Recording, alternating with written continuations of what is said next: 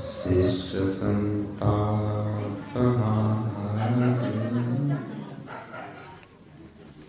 सच्चिदानंद रूपाय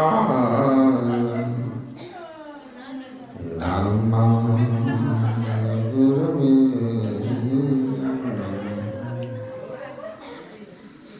धन्य धन्य सद्गुरु सुखद महिमा कही न जाए जो कुछ तुम्हारी कृपा तुम कछु न बसाए।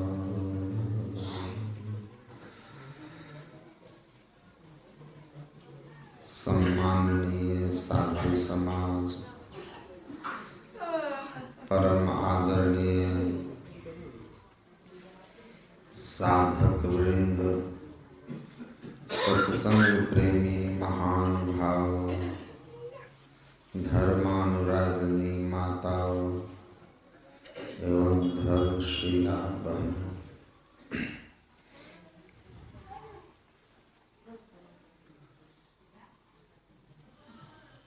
गुरु महाराज सत्संग योग के तीसरे भाग में लिखते हैं, संतमत का छोटा सिद्धांत। सत्संग, ध्यान, सदाचार और गुरु सेवा, इन तीनों में, इन चारों में गुरु सेवा सबसे प्रमुख है। जिनमें गुरु सेवा आ गया, बाकी के तीन भी आ जाते हैं।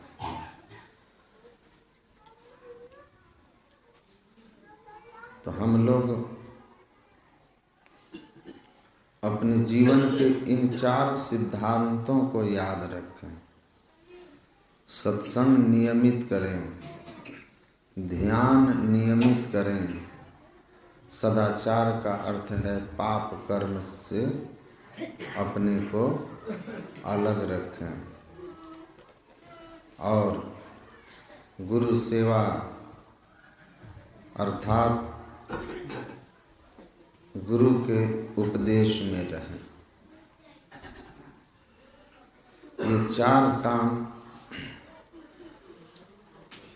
हमारे लिए प्रमुख है, हमें नियमित करना है।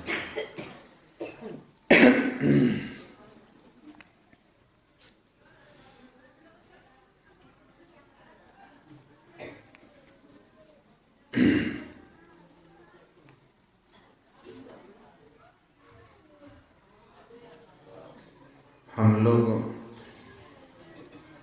अपराह्न में हीरा हीरा बाबू और उर्फ हीरा बाबा है ना, उनसे हम लोग अपराह्न में सुने हैं। क्या सुने हैं? भगवान राम और विभीषण के संवाद पर बोलिएगा, है ना।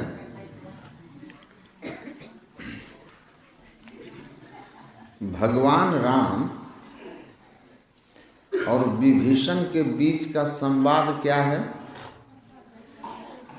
कब हुआ? ये रामचरितमानस का लंका कांड है। हाँ,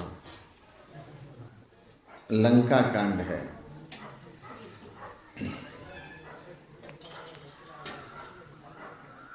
भगवान राम युद्ध भूमि में पहुंचते हैं जहाँ रावण भी युद्ध के लिए आता है। रावण रथ पर सवार है और राम पैदल है।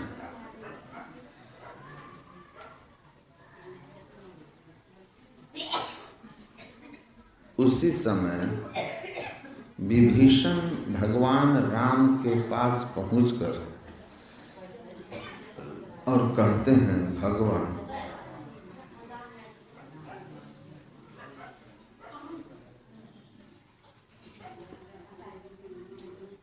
आप न रथ पर हैं, न आप नहीं पद त्राना, न आपके पैरों में चप्पल है, जूता है, न आपके शरीर पर कोई कवच है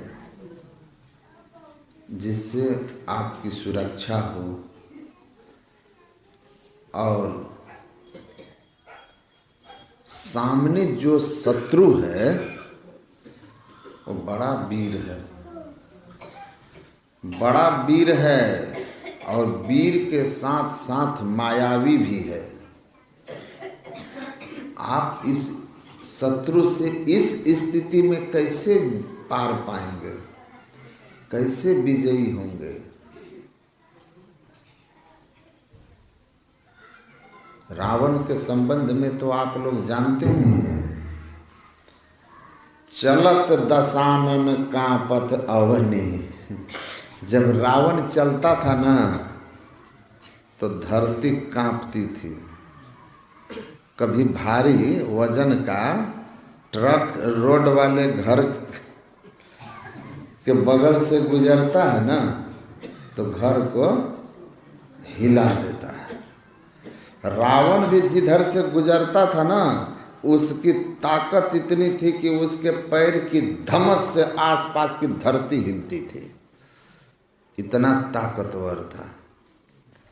और गोस्वामी जी ने लिखा, जाके डर सुर असुर डेराही, निशिन नींद दिन अन्न न खाही। जिसके डर से देवता और राक्षस सब कांपते थे। कंदरा में छिपे हुए देवताओं को दिन में भूख नहीं लगती, रात में नींद नहीं आती थी कि क्या पता रावण कब आके हमको पकड़ करके अपने दरबार का दास बना ले। इंद्र को पानी भरवाता था अपने दरबार में। ऐसे शत्रु से आपका पाला है, पैदल हैं, कोई कवच कुंडल नहीं है, कैसे जीतेंगे भाई आप? कैसे तात जीत पाओगे आप? विभीषण भगवान राम के विजय को लेकर सशंकित हो जाता है और अपनी जो मन की व्यथा है, जो शंका है, वो राम के सामने रखता है। देखिए, शांति से जहाँ जगह मिले बैठ जाइएगा। आगे आने की अब कोशिश ना करें, क्योंकि आगे अब जगह नहीं है। अगर जगह किसी को दिख रहा है कहीं खाली है और आप बैठे हुए हैं तो थोड़ा आगे बढ़ कर के बैठ जाइए और पीछे के जगह को थोड़ा बढ़ा दीजिए, तो लोगों को कुछ बैठने का मौका मिल जाएगा। अच्छा, बैठिए बैठिए। अब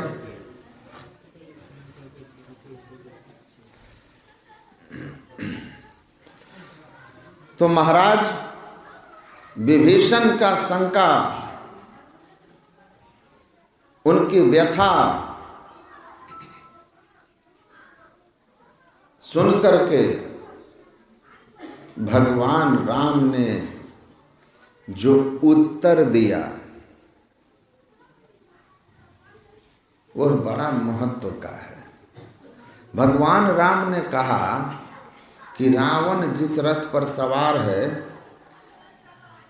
वह विजय रथ नहीं है,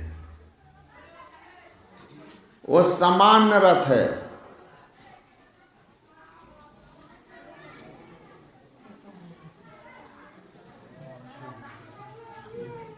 सुनहु सखा कह कृपा निधाना, जेहि जय होय सो स्यंदन आना।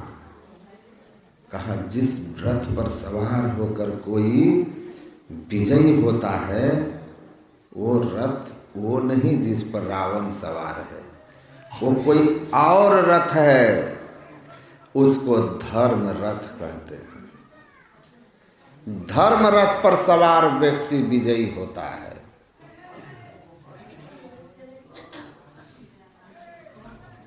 धर्म यतो धर्म ततो जयः, जहां धर्म है वहीं विजय है। क्योंकि जो धर्म को पकड़ के रखता है, धर्मो रक्षति रक्षितः, धर्म की रक्षा करने वाले की रक्षा स्वयं धर्म करता है। इसीलिए जहां धर्म है वहां विजय है। देखिए भगवान कृष्ण ने क्या कहा था पांडवों को कि तुम ऐसा मत समझना कि तुम मेरे सखा हो या मेरे बुआ के लड़के हो। अरे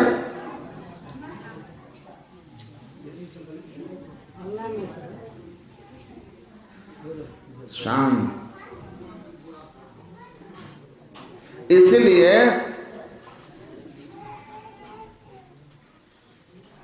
हम तुम लोगों के साथ हैं, हम तुम्हारे साथ इसलिए हैं कि तुम धर्म के साथ हो।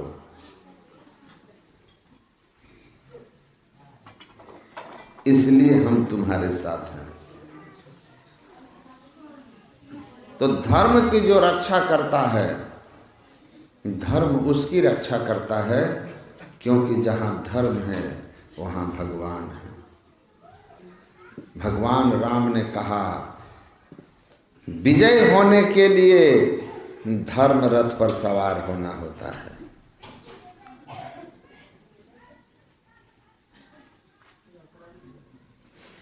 तो धर्म रथ, तो रथ के कई अंग प्रत्यंग होते हैं।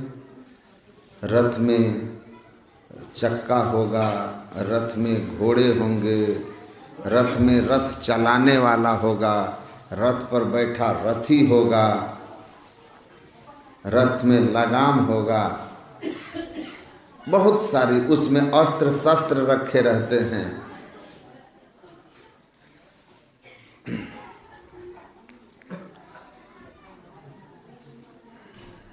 देखिए एक महात्मा जी थे, जंगल में उनकी कुटिया थी, ठीक है। जंगल में उनकी कुटिया थी। वर्षा खूब होने लगी। एक आदमी महात्मा जी की कुटिया का दरवाजा खटखटाया। महात्मा जी ने गेट खोला। छोटी सी कुटी थी। कहा अब क्या सत्संग करेगा आदमी, बताइए। कोई मछली बाजार में आदमी जो फाइलिंग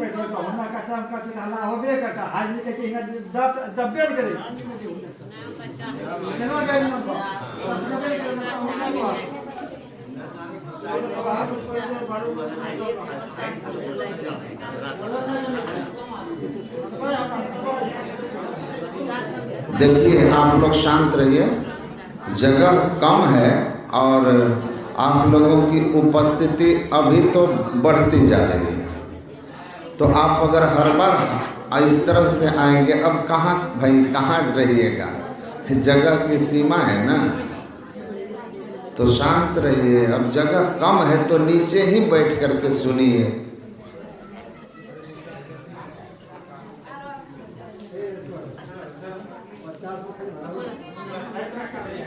शांत हो जाइए, शांत हो जाइए। जगह कम है, शांतिपूर्वक।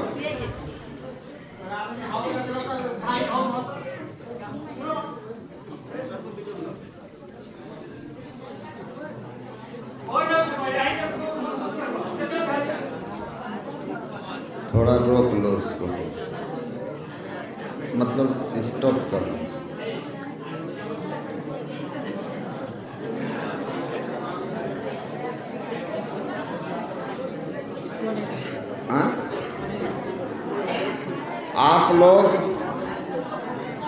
आप लोग 1 मिनट में आप लोग थोड़ा आगे पीछे हो जाइए।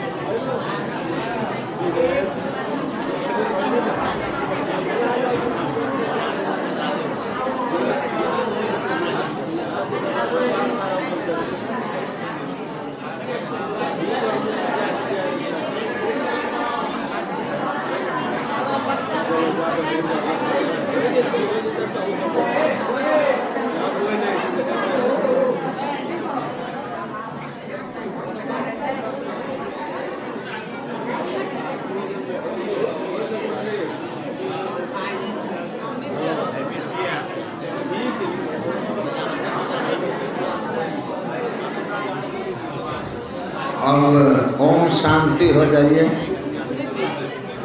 अब शांत हो जाइए।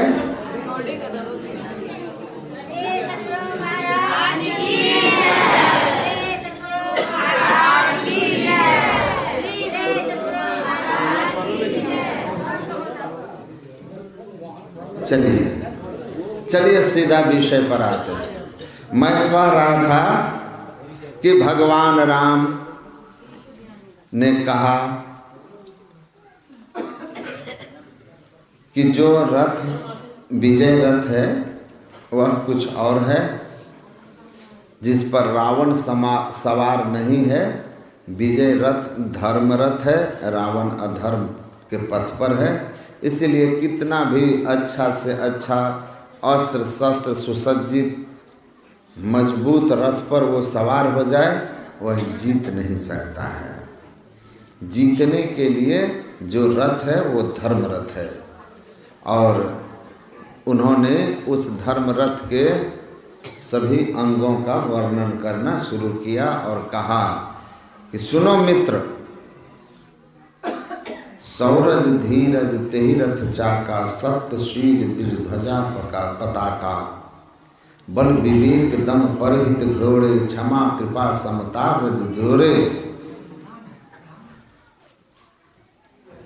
भगवान राम ने एक एक करके उस रथ की महिमा का वर्णन किया।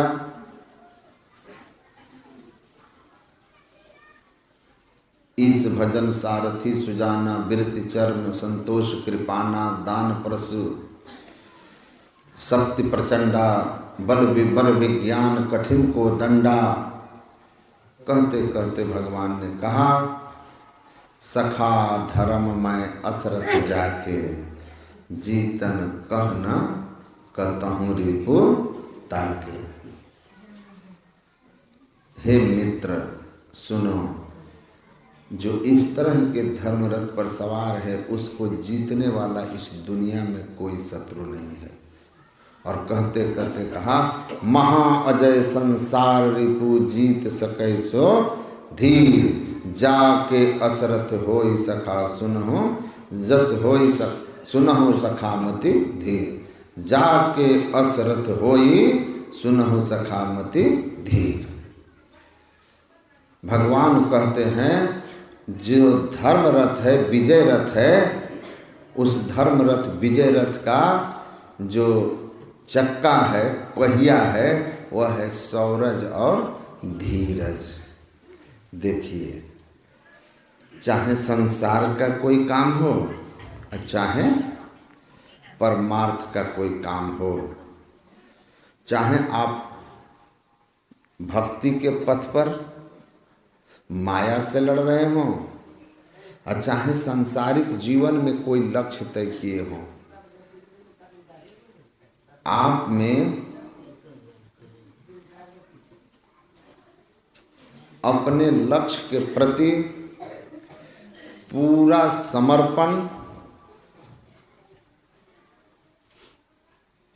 शौर्य का प्रदर्शन, जितनी आपके अंदर क्षमता है उस संपूर्ण क्षमता को लगाना। थोड़ा भी बेईमानी मत करना। आप थोड़ा भी बेईमानी कर लोगे तो ईश्वर आपको कृपा नहीं करने वाले। आपको पूरी ताकत अपनी लगा देनी है। जो बची हुई ताकत है वो ईश्वर की लगेगी, सद्गुरु की लगेगी, आपका काम हो जाएगा। और धीरज, धैर्य, ये दो चीज प्रमुख है। चक्का पर रथ बढ़ता है ना। चक्का पर रथ गति करता है। साधना हो चाहे संसार के किसी कार्य में सफलता है, उसमें गति आएगी जब चक्का सही होगा। तो भगवान राम कहते हैं कि आपको शूरता दिखानी होगी। एक बात और ध्यान रखना, जीवन के व्यवहार में बहुत काम आएगा। अगर आप जीवन में सफल होना चाहते हैं,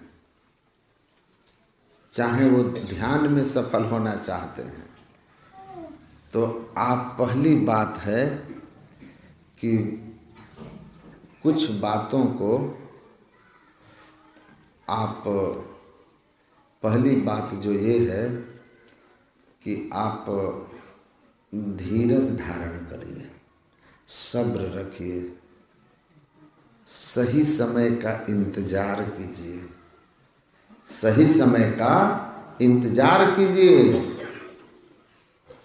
धीरज धारण कीजिए, बर्दाश्त कीजिए। सही समय का इंतजार करना मतलब धीरज धारण करना। सहन शक्ति को बढ़ाइए,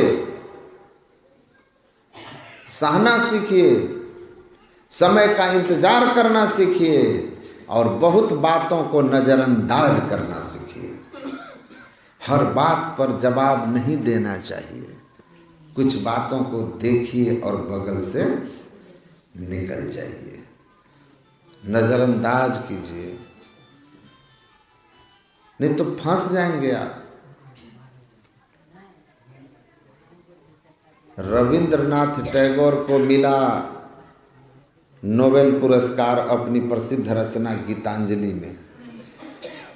जब उनको यह पुरस्कार मिला तो वहाँ के जूरी के एक व्यक्ति ने पूछा कि ठाकुर रविंद्रनाथ, आपने इस ऊंचाई तक साहित्य के क्षेत्र में छुआ कि विश्व प्रसिद्ध नोबेल पुरस्कार जीत गए, तो आप यह बताइए कि यहाँ तक की यात्रा करने में तो आपको बहुत कुछ सहना हुआ होगा, बड़ी आलोचनाएं सहनी हुई होगी, बहुत कुछ नजरअंदाज करना पड़ा होगा। रविन्द्रनाथ टैगोर ने कहा, मैं जब प्रारंभ में लिखता था तो मेरे आलोचक मेरी भाषा से लेकर मेरी कथानक सबकी आलोचना करके तुच्छ बताते थे। कभी कभी मन में उन आलोचकों की बात सुन करके मेरे अपने ऊपर से विश्वास भी डिगता था, लेकिन मैं उन लोगों की बातों को नजरअंदाज करना सीखा, उनको नजरअंदाज करना सीखा, उनकी आलोचनाओं की परवाह करना छोड़ा और अपने लक्ष्य पर नजर लगाए रखा।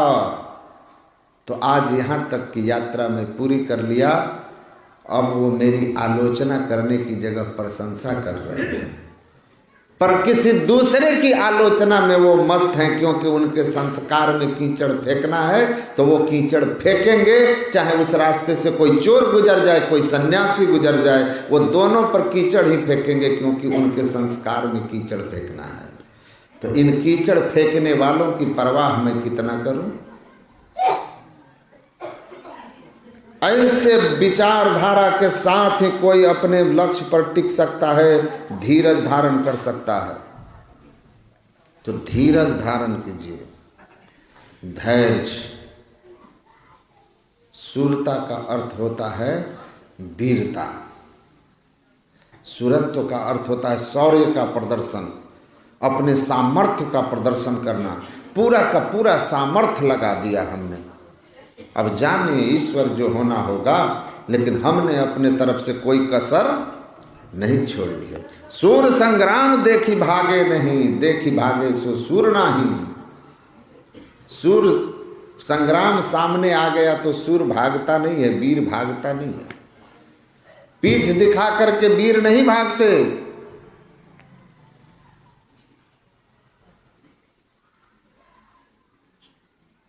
जब पाकिस्तान और भारत का युद्ध हो रहा था, उस समय एक कैप्टन युद्ध करते हुए उसके सीने पर गोली लग गई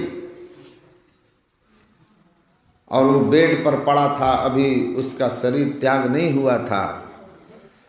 भारत के तत्कालीन प्रधानमंत्री लाल बहादुर शास्त्री जब दिल्ली के अस्पताल में उससे मिलने गए तो उस वीर ने कहा था, प्रधानमंत्री महोदय, आपका सिपाही सीने में गोली खाया है, पीठ नहीं दिखाया। पीठ नहीं दिखाया, प्रधानमंत्री महोदय सीने में गोली खाकर लौटा है। लाल बहादुर शास्त्री ने कहा था, सीने में गोली खाने वाले जिस देश में वीर हैं, सपूत हैं जिस माँ के सीने में गोली खाने वाला, उसको कौन हरा सकता है। तो वीर जो है ना, पीठ दिखा के नहीं भागता है। सूर संग्राम देखी भागे नहीं, लड़ता है। और एक सूर आप हैं। आपकी लड़ाई किससे है? ये जो ध्यानाभ्यास शिविर है ना, यहाँ भी सूर हैं लोग, और यहाँ भी आप लड़ रहे हैं, और आपके जीवन में भी रावण है। और आप जान लीजिए कि आपके जीवन का रावण जो है, काया गढ़ कनक मन रावणा मद है, कुमति कुंभकर्ण मद मस्त राता, मेघनाथ गर्व है गर्जी बातें करे, सुन बे मूढ़ फिर होत पाता, कहे दरिया इन्हीं कुलनाशिया, दया मंदोदरी कहे बाता। कायागढ़ कनक, ये आपका शरीर कायागढ़ कनक, सोने की लंका जिसमें कि रावण रूपी मन है। ये मन रावण है, और ये मन रूपी रावण से आपको लड़ना है। और ये मन कितना वीर है। अपराह्न में मैं कहा था ना कि जिस मन को पकड़ने जा रहे हो, उड़ता कोस हजार पंख बिनु पलक में। एक पल में बिना पंख के हजारों कोस घूम लेता है। और उस मन से आपकी लड़ाई है। आपको इस मन रूपी रावण से लड़ना है। इस मन रूपी रावण के भी कई, रावण के कितने मुख्य पुत्र थे आपको पता है? मेघनाद, प्रहस्त था ना, और वो कौन थे? दो और बड़े वीर। अतिक, क्या नाम था उनका? अतिकाय। और उसके बाद एक था अक्षय कुमार, जिसको कि मार दिया था हनुमान जी ने। तो उनके 6 प्रमुख पुत्र थे रावण के, और मन रूपी रावण के भी 6 पुत्र हैं जो हमको साधना में विघ्न डालते हैं। काम, क्रोध, जिसको सट विकार कहते हैं। काम, क्रोध, लोभ, मोह, मद और मात्सर्य। देखिए, संत लोग कहते हैं सोने का शरीर है तुम्हारा ये, इसमें रावण रूपी शत्रु तुम्हारा बैठा हुआ मन है, याद रख लेना। इसके भी 6 वीर पुत्र हैं। ये 6 के 6 वीर पुत्र आपकी सीता रूपी भक्ति को चुरा ले जाएंगे। रावण चुराएगा, आज 6 पुत्र भक्ति को आप तक आने में रोकने के लिए लाठी लेके, अस्त्र शस्त्र लेके खड़े हैं। आंख बंद किया, जप करोगे संसार की कामना आ जाएगी। मन में किसी पुरानी बात को याद करके क्रोध आ जाएगा, कभी लोभ प्रकट हो जाएगा, कभी किसी की बढ़ती से ईर्ष्या हो जाएगी, मात्सर्ज कहते हैं उसको। कभी कुछ अपने जीवन में पाए उसको लेकर के मद अहंकार हो जाएगा।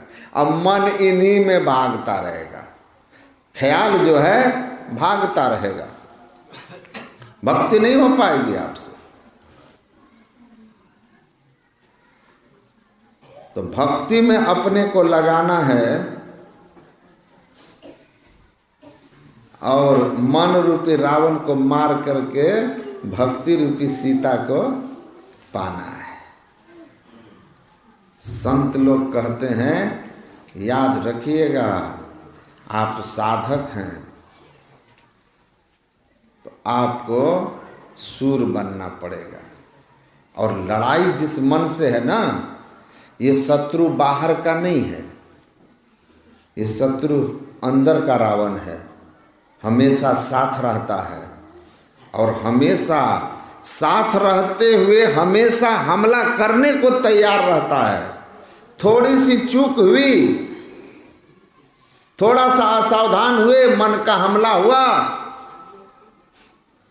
और आप देखिए कि आपके मन में कहां से कहां क्या क्या ख्याल आ गया, कहां कहां चला गया। बड़ा सुंदर एक वाणी कबीर साहब की है, सूर संग्राम है। कबीर साहब कहते हैं, ये जो हमारा संग्राम चल रहा है यह बड़ा विकट संग्राम है। साधक जिस युद्ध को लड़ रहा है वह बड़ा विकट युद्ध है, मन से लड़ाई। साध संग्राम है विकट बेड़ामती, सती और सूर्य की चाल आगे। संसार के जो योद्धा हैं, जो बाहरी शत्रुओं से अस्त्र शस्त्र से लैस होकर लड़ते हैं, उन वीरों की तुलना में ये साधु रूपी संग्राम जो मन से कर रहा है, एक साधु, एक साधक, एक भक्त, भक्तिन साधना में बैठ करके मन को वशीभूत करने के लिए, मन को वश में करने के लिए जो युद्ध कर रहा है, क्योंकि बिना मन को जीते आप सुखी हो ही नहीं सकते। तन धर सुखिया काहू न देखा, जो देखा सो दुखिया हो। और कहते कहते कबीर साहब कहे, सांच कहूँ तो कोई न माने, झूठ कहा न जाई हो, ब्रह्मा विष्णु महेश्वर दुखिया जिन यह राह चलाई हो। कहे कबीर सकल जग दुखिया, संत सुखी मन जीती हो। संत सुखी है मन को जीत करके, तो इस रावण को बिना जीते कोई सुखी हो ही नहीं सकता। आप साधु हैं, आप साधक हैं, साधिका हैं, बैठते हैं, आपकी मन से लड़ाई शुरू होती है और कहते हैं देखो इस मन के खेल को। साधक सुनो, समझो, सावधान रहो। साध संग्राम है विकट बेड़ामती, सती और सूर्य की चाल आगे। ये देश की सीमाओं पर लड़ने वाले योद्धा से ज्यादा सावधान होने की आपको जरूरत है। सती संग्राम पल दो, सूर्य संग्राम पल दो पल का, सती संग्राम पल 4 लागे। पति पहले गुजर जाते थे तो पत्नी उनकी चिता के साथ जल करके शहीद होती थी। तो युद्ध भूमि में युद्ध करते हुए योद्धा अपने शत्रु के हाथों शहीद हो जाते हैं, उसमें बहुत समय नहीं लगता। या शत्रु को मार करके विजयी हो जाते हैं। सती को कितना समय लगता है चिता पर जल करके समाप्त हो जाने में? 2-4 पल। थोड़ी देर में जल जाती है, शरीर समाप्त हो गया, बस प्राणांत हो गया, काम खत्म हो गया, शहादत हो गई, उनकी सती हो गई वो। लेकिन साधु को जिस मन से लड़ाई है, कहते हैं याद रखना, साध संग्राम है रैन दिन जूझना, देह पर्यंत का काम भाई, कहे कबीर टुकबाग ढीली करे, पलटी मन गगन से जमी आई। साधु का संग्राम तब तक चलेगा जब तक उनके शरीर में श्वास है। अगर थोड़ा सावधान हुआ तो ब्रह्म विचार करने वाला मन तुरंत विषया विचार में लीन हो जाएगा, तुरंत विषयों का चिंतन शुरू कर देगा, आसमान में उड़ने वाला जमीन पर चला आएगा। और उस तरह की असावधानी थोड़ी सी हुई, और आप याद रखिए कि अंतमति सो गति, राजा भरत की कथा मैंने सुनाया था आपको। थोड़ी सी असावधानी हो गई उनसे, हिरण के बच्चे में आसक्ति हो गई, राजपाट त्यागा हुआ राजा का, और वो हिरण की जोनी में चले गए। साधु का संग्राम रैन दिन जूझना, मन पर हर पल ख्याल रखो। इसीलिए गुरु महाराज कहे हरदम जपो कभी ना हटो, हरदम जपो, जपते रहो, ख्याल को इधर उधर जाने से बचाओ। तो हमको शूर बनना है, मन से लड़ना है। मन जह जह मन भग जाए, ताई तह तह से तत्क्षण फेरी फेरी ले आइए, लगाइए ध्येय में आपन। मन भागे पकड़ के ले आओ, मन भागे पकड़ के ले आओ। प्रतिहार में हारो मत, लगे रहो। जो लगे रहेगा, डटे रहेगा, एक दिन मन को पकड़ लेने में सफल हो जाएगा। जो हार गया, मन बैठा है, मन दुकानदारी करने लगा, छोड़ दिया, जाओ करो दुकानदारी, बेचने लगा बैठ के, 12 रुपया किलो खरीदे हैं, 12 रुपया 40 पैसा नहीं बेचेंगे तो कैसे होगा। तो वो काम बैठ कर करने के लिए नहीं है, बैठे हैं वहां ऐसी किसी भी तरह के गुनावन से अपने मन को बचाने के लिए। तो लड़ना है। आज सोचिएगा कि बैठकर खाली कर लेंगे, दिन भर अलर गलर करेंगे तो नहीं होगा। भगवान बुद्ध कहते थे अपने विचारों के प्रति सम्यक जागृति ही धर्म में विजय का मार्ग है। किसी तरह के आपके मन में विचार आए, उन विचारों पर पहरा रखो। ये विचार अगर किसी का बुरा सोच रहे हैं तो लिख लो, उसी क्षण मन को कहो शट अप। विवेक को उसी समय मन को पकड़ देने के लिए बुद्धिया सारथी न धीरह, बुद्धि रूपी सारथी को कहो पकड़ लो इस मन को, कस के मन के लगाम को खींचो, नहीं तो इंद्रिया रूपी घोड़ों को यह छूट छोड़ देगा। पकड़ो इसको, भागने मत दो। इसलिए कि जैसे ही दूसरे का आपने बुरा चिंतन किया, एक तो आपका जो चित्तवृत्ति है वो हो गया रजोगुनी, मलिन हो गया, भजन नहीं करेगा। दूसरी बात कि जो दूसरों का बुरा सोचते हैं उनका खुद का बुरा होना पक्का है, निश्चित जान लीजिए। भगवान बुद्ध ने कहा मनुष्य जैसा देखता है, मनुष्य जैसा विचारता है, उसके सुख दुख का कारण होता है। अच्छा विचार करेगा तो उसके पीछे दूसरों का हित हो। हे भगवान सबका भला हो, सबका भला हो ना हो आपका भला हो जाएगा। हे भगवान सबका बुरा हो, सबका बुरा हो ना हो आपका बुरा हो जाएगा। ये गारंटी जान लीजिए। इसीलिए किसी की बुरा मत सोचो, विचारों पर सावधान रहो। अच्छा सोचो, कोई बुरा ख्याल आए, बुरा ख्याल आया, मंत्र जप करना शुरू करके बुरे ख्याल को भगाइए। नहीं तो जिसका बुरा सोच रहे हैं उसका नहीं होगा, आपका होगा। और आपका फिर भीतर संस्कार भी खराब हो जाएगा, वो भजन नहीं होगा।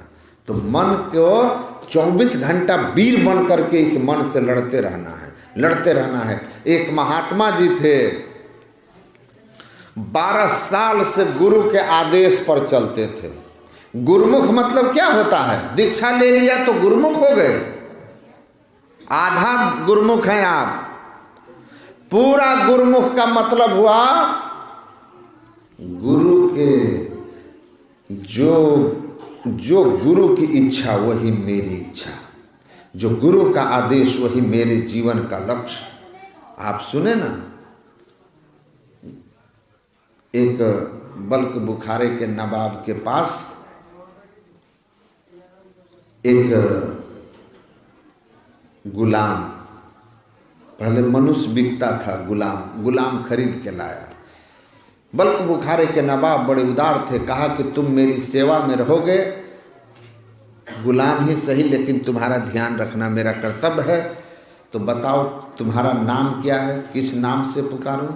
कहा कि मालिक आपको आप जो नाम दे दें वही नाम मेरा नाम है, जिस नाम से पुकार दें वही मेरा नाम है। अच्छा चलो, तुम खाने में क्या पसंद करते हो? कहा मालिक आप जो खिला दें वही मेरी पसंद है। कहा कि तुम पहनना क्या पसंद करते हो? कहा मालिक आप जो पहना दें वही मेरी पसंद। कहा कुछ तुम्हारी अपनी भी तो पसंद होगी। कहा महाराज गुलाम की अपनी पसंद क्या, जब गुलाम ही हैं तो अपनी पसंद क्या? जो मालिक की चाह है वही गुलाम की चाह होगी, गुलाम की अपनी कोई पसंद नहीं होती। बल्कि बुखारे के नवाब भक्त थे, तुरंत गद्दी से उतर करके अपने सेवक को दंडवत प्रणाम किया और कहा, अरे भक्त को कैसा होना चाहिए, ईश्वर के दास को कैसा होना चाहिए, ये मैं सोचता था, ढूंढता था, तुमने प्रत्यक्ष बता दिया कि जब आप ईश्वर के दास हैं तो ईश्वर जैसे रखें आप उसमें राजी हो जाइए, बड़ा सुख शांति सुकून मिलेगा। तो जब भक्त हो, गुरुमुख हो गए तो आपकी अपनी राजी क्या है? तन मन धन को अर्पी गुरुपद सेव करो, मन का अर्पण कर देना चाहिए। मन का अर्पण का मतलब क्या हुआ? एक चेला था गुरुजी के पास, गुरुजी ने कहा बेटा कपड़े थोड़ा ले जाकर छत पर पसार दो, फैला दो। कहा गुरुजी तबीयत ठीक नहीं है, आप ही जाके फैला दीजिए। गुरुजी चले गए, नीचे आकर कहे बेटा भोजन बना लो।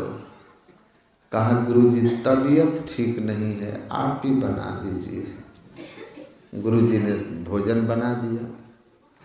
कहा बेटा अरे थाली वगैरह सब मांज दो, बर्तन तो साफ कर दो, भोजन वाले सब जो बर्तन का, कुछ बर्तन है बेटा मांज दो, भोजन करना है। कहा गुरुजी कहे न एक बार कि तबीयत ठीक नहीं है, आप बार बार क्यों हमको काम अढ़ा रहे हैं, आप ही कर लीजिए ना, सब थाली मांज दीजिए, मेरा वाला भी मांज दीजिए। गुरुजी थाली भी मांज दिए। थोड़ी देर के बाद गुरुजी कहे बेटा भोजन तैयार है, चल के खा लो। कहता है क्या कहें गुरुजी, तबीयत ठीक नहीं है, लेकिन बार बार आपके आज्ञा का उल्लंघन करना भी ठीक नहीं लग रहा, ठीक नहीं लग रहा गुरुजी। तो आदेश का पालन कर लेंगे गुरुजी, गुरु आदेश का उल्लंघन उचित नहीं है।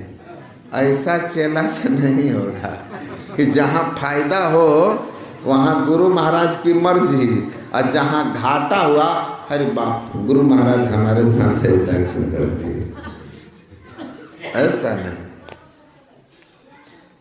राजी हूँ जिसमें तेरी रजा है, अपनी न कोई जुस्तजू न कोई आरजू है, मैं राजी हूँ आपकी रजा में।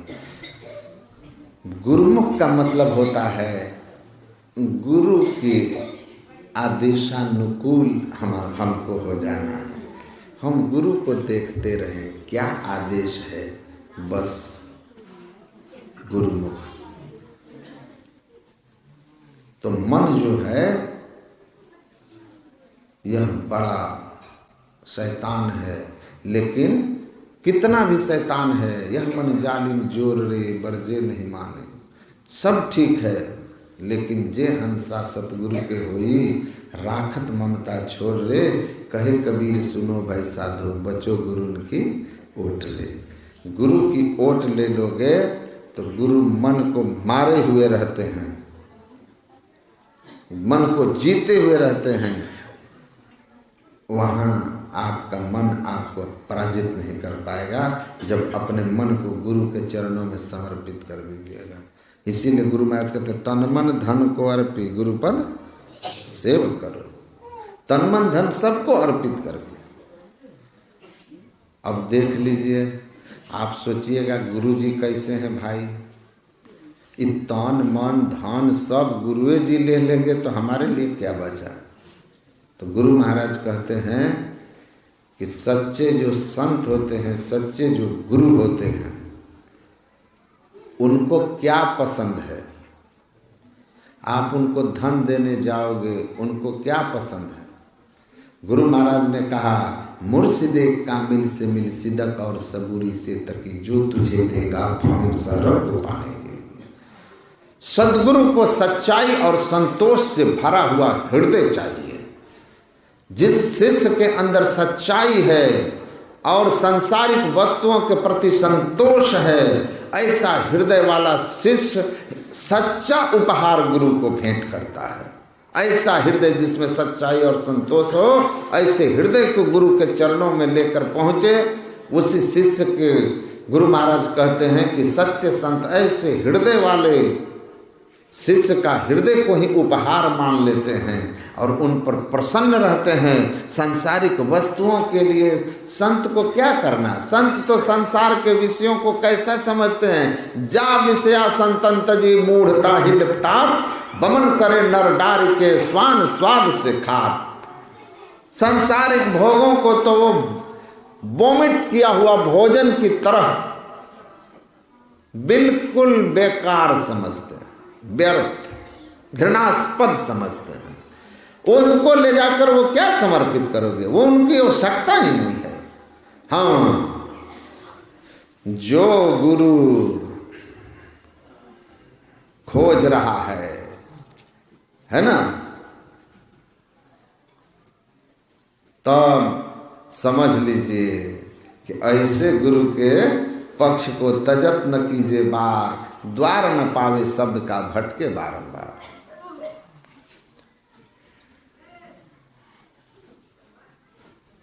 सांसारिक वस्तुओं की कामना उनको नहीं। इसीलिए कहा कि गुरु को जांच परख के करना चाहिए। सांसारिक कामनाओं से भरा है, वो खुद ही भीतर संसार खोज रहा है, वो आपको परमार्थ कैसे देगा। जो स्वयं भिखारी है वो आपको भीख क्या देगा। संसार के कामनाओं से मुक्त होकर के परहित के भाव में जो प्रतिष्ठित हो गया, आत्मोन्नति के शिखर पर पहुंच करके सिर्फ उसके जीवन का एक लक्ष्य है, संसार के हित, संसार का हित चिंतन करता है। आंखें बंद कर लिया तो शांति के साम्राज्य में डूब गया, और आंखें जब खुली तो संसार से कहता है बताओ मैं तेरी क्या मदद कर सकता हूं, तुम्हारी क्या सहायता कर सकता हूं, तुम्हारी क्या भलाई कर सकता हूं, तुम्हारे लिए मैं क्या कर सकता हूं। ये संत होते हैं। और ऐसा नहीं कि आंख बंद हुआ तो भीतर अशांति कोलाहल, और आंखें खुली तो आप हमको क्या दे सकते हैं, आप हमारे लिए क्या कर सकते हैं, आप हमारे लिए क्या कर सकते हैं। तो फिर समझ लीजिए कि यहाँ कुछ मिलने वाला नहीं है, कुछ मिलने वाला नहीं है। तो संत आप ऐसे गुरु की ओट में रहें, अपने पूरे सामर्थ्य को लगाइए। अगर आपकी ताकत है 50 किलो वजन उठाने की और भार है 100 किलो का, आप अगर 49 किलो की ताकत लगा दिए तब भी आपको गुरु कृपा नहीं करेंगे। पूरा 50 किलो उठाने की ताकत आपने अपनी लगा दी, बाकी तुरंत 50 किलो वाली ताकत गुरु अपना लगा करके बोझ उठा देंगे। ये एकदम जान लीजिए। तो संत सदगुरु को तन मन धन को अर्पी। दादू दयाल जी महाराज गुरु सेवा में थे, गायों को चराते हुए बोलते थे, गुरुदेव तन भी तेरा मन भी तेरा, तेरा पिंड और प्राण। अब ये बात जब उनके गुरु भाई सुने तो जाके गुरु जी से कहा, जगजीवन साहब ये तो पगला गया ददुआ, ददुआ पागल हो गया। बोला क्या हो गया? तो ये हरदम बोलता है गुरुदेव तन भी तेरा मन भी तेरा, तेरा पिंड और प्राण। देखिए दादू दयाल को बुलाया, कारे क्या बोलता है? कहा गुरुदेव यही बोलते हैं, तन भी तेरा मन भी तेरा, तेरा पिंड और प्राण। दादू दयाल ने कहा, बेटा सब कुछ हम ही को दे दिया, तुम्हारा तो परिवार भी है, तुम भी हो, तो कुछ अपनों के लिए भी बचाओ, अपने लिए भी बचाओ। अपने लिए कुछ नहीं बचाएगा। दादू दयाल जी महाराज ने कहा, गुरुदेव ये तो आधी लाइन है जो मैं बोलता हूं, आधी लाइन आगे की वो मन ही मन बोलता हूं। आधी बोलता हूं तो ये लोग पागल कहते हैं, पूरी बोलूं तो लड़ाई कर बैठेंगे। गुरु महाराज ने कहा कि तो पूरा लाइन सुनाओ, पूरा क्या बोलते हो सुनाओ। कहा गुरुदेव पूरा यही बोलते हैं कि गुरुदेव तन भी तेरा मन भी तेरा, तेरा पिंड और प्राण, सब कुछ तेरा तू है मेरा, यही दादू का ज्ञान। जैसे आपने सब कुछ उनको दिया वो आपके हो गए। और गुरु महाराज कहते हैं कि जिसका राजा हो गया उसको किसी चीज की कमी रही। तो जैसे आपने सब कुछ समर्पित किया, गुरु आपको मिल गए, अब सब आपका हो गया, सब आपका हो गया। लाओत्से से चीन में एक संत हुए, उन्होंने कहा, एक बार अपने शिष्यों के साथ नदी के तट से गुजर रहे थे, एक मनुष्य की खोपड़ी में उनका पैर टकरा गया, नजर पड़ी तो तुरंत उसके सामने नतमस्तक हो गए और हाथ जोड़ करके कहा कि क्षमा करना भाई, बड़ी भूल हो गई हमसे। उनके शिष्यों ने कहा, इस मरी हुई खोपड़ी से क्या माफी मांग रहे हैं? कहा अरे भाई ये खोपड़ी जिसकी है ना, ये खोपड़ी जिसकी है, जब उसके गर्दन पर थी तो चलते हुए किसी का शरीर भी उससे टच कर जाता था, सट जाता था तो बड़ी मार मारता था, बहुत मारता था। बड़ी अकड़ थी इसको इस खोपड़ी की, जब यह सिर से पूरे जिंदा शरीर से लगा हुआ था। मैं तो इस खोपड़ी में आज लात मार दिया हूँ, जीवित रहता तो मेरा चमड़ी उधेड़ देता, मेरी जान ले लेता, इसीलिए मैं क्षमा मांग रहा हूँ। अब खोपड़ी को उठा लिए। शिष्यों ने कहा ये क्या किए? कहा इस खोपड़ी को साथ रखूंगा, ये खोपड़ी बड़ा शिक्षाप्रद है। क्या शिक्षा दे रहा?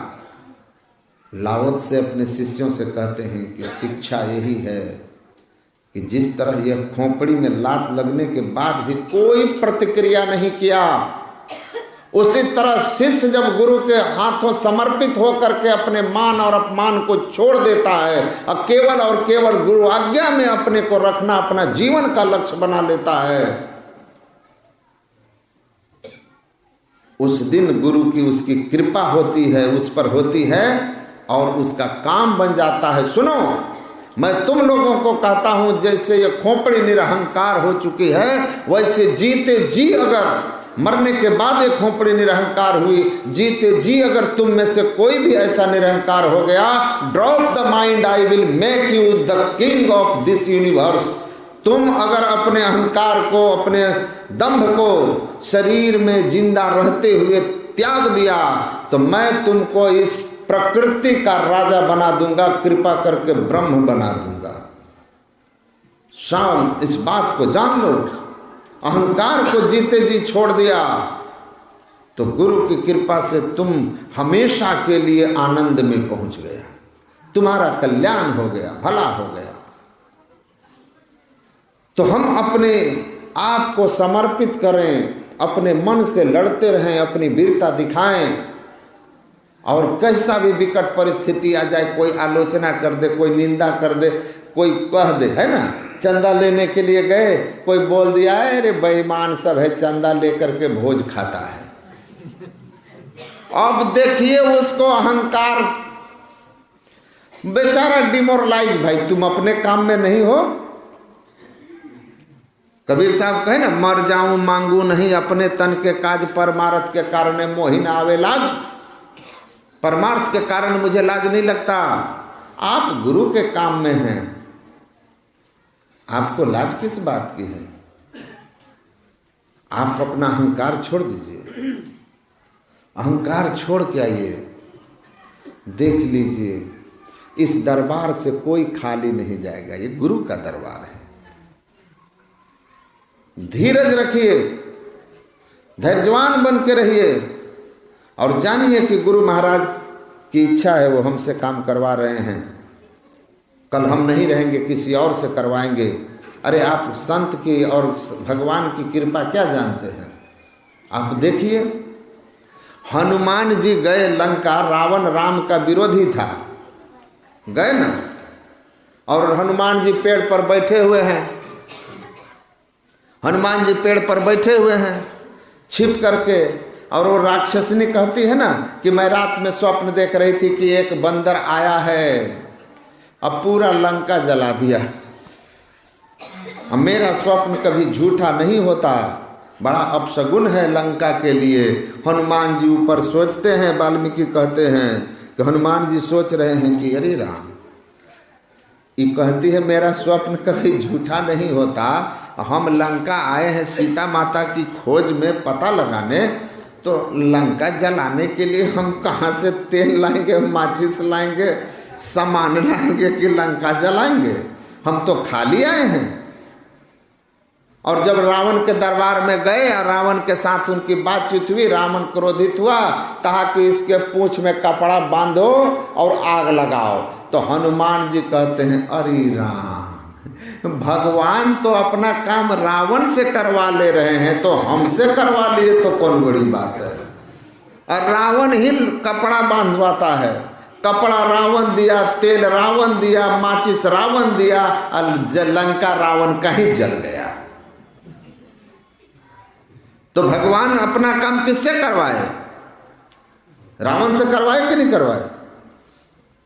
तो भगवान चाहेंगे तो रावण से अपना काम करवा लेते हैं, तो भगवान चाहेंगे तो आज हमसे तो कल आपसे करवा लेंगे, है कि नहीं?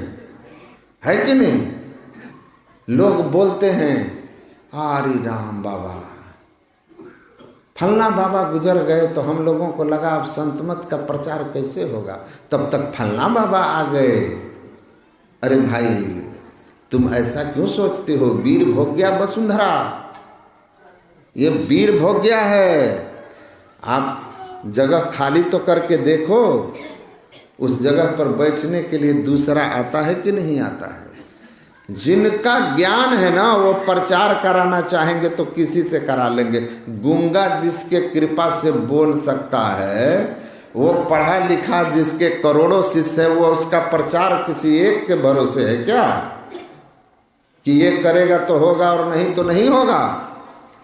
स्पष्ट जान लीजिए, आप निमित्त बन जाइए। भगवान कृष्ण ने अर्जुन से कहा था कि तुम निमित्त बन जाओ, इस सब को हम पहले मार चुके हैं, हम तुमको निमित्त बनाकर तुमको हीरो बनाना चाहते हैं,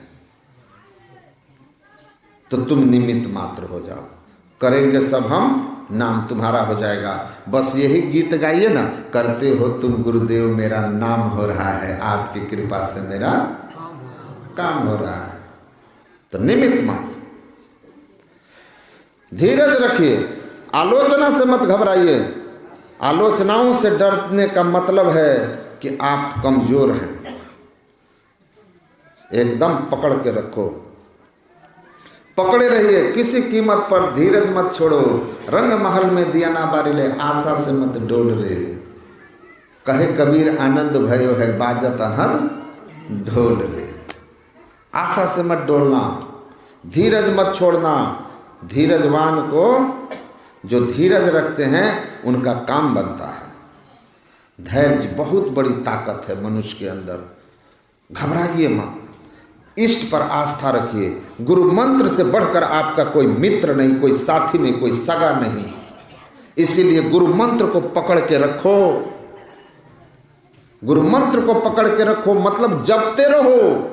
इससे ज्यादा प्यारा इष्ट मित्र सगा अपना कोई नहीं है।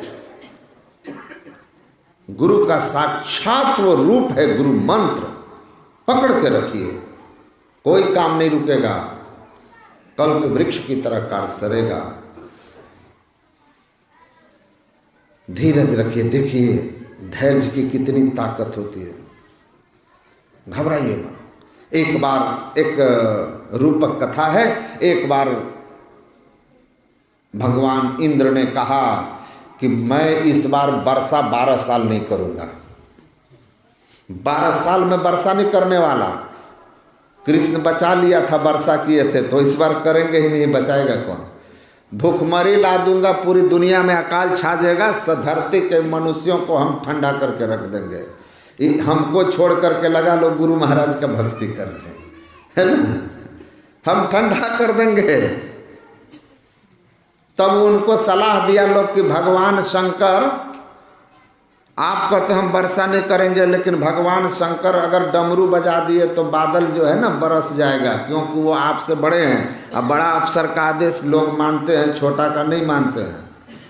तो शंकर भगवान डमरू बजाए तब क्या कीजिएगा। इंद्र भगवान ने शंकर भगवान का तप करके उनको प्रसन्न किया। भगवान इंद्र शंकर ने कहा कहो क्या चाहते हो। कहा 12 बरस तक आपको डमरू नहीं बजाना है। कहा नहीं बजाएंगे। जब अब इंद्र निश्चिंत हो गया कि भगवान 12 बरस डमरू नहीं बजाएंगे, और इधर हल्ला कर दिया अब हम वर्षा नहीं करेंगे, मनुष्यों मेरी पूजा करो, ठंडा कर देंगे। अब जो एकदम पक्का था वो तो टिका रहा, जो कच्चा है वो तो तुरंत इधर से उधर हो जाएगा।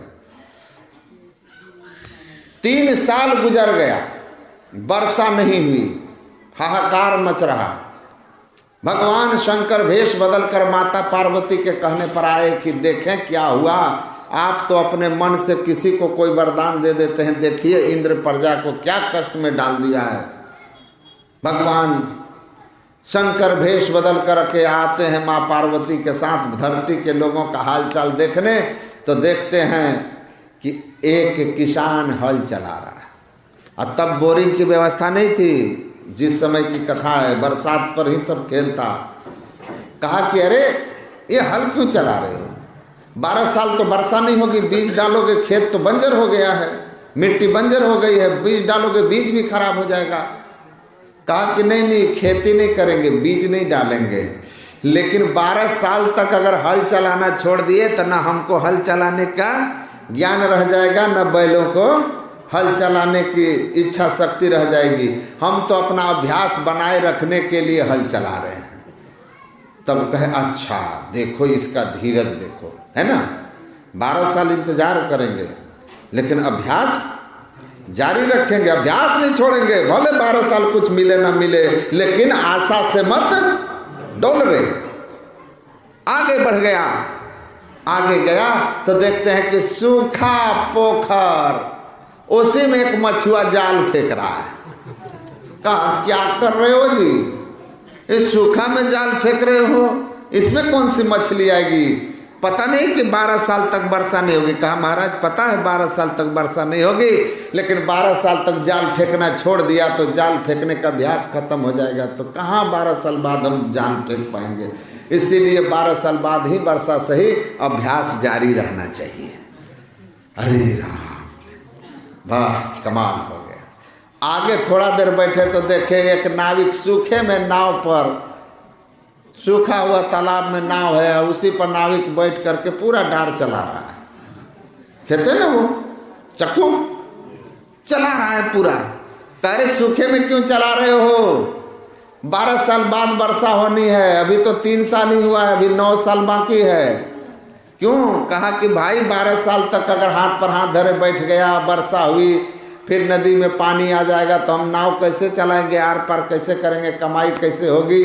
अभ्यास कहीं हमारा बैठ जाने से खत्म ना हो जाए, इसलिए बैठे से भला बेगार होता है, ताकि काम का रोजगार का अभ्यास तो बना रहेगा। का अभ्यास छोड़ देंगे तो भूल जाएंगे। माँ पार्वती भगवान शंकर को कहती है कि आप भी तो 3 साल से डमरू नहीं बजाए हैं, कहीं भूल तो नहीं गए,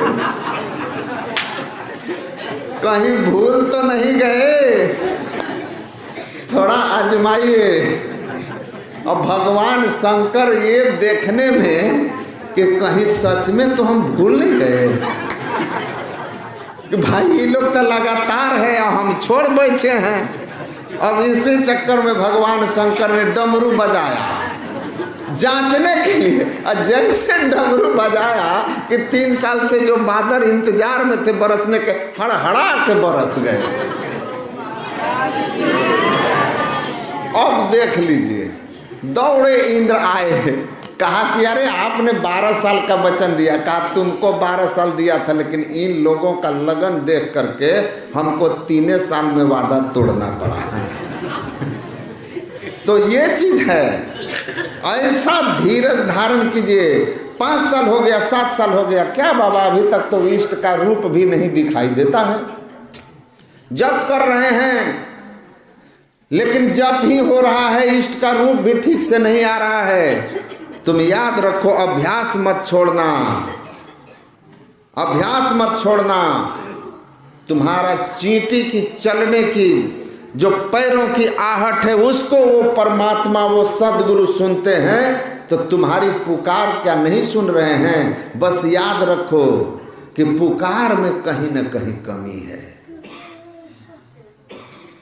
थोड़ा पुकार में और भाव लाइए, साधना में थोड़ा और लगन लगाइए, थोड़ा समय बढ़ाइए, थोड़ा हृदय से पुकारिए।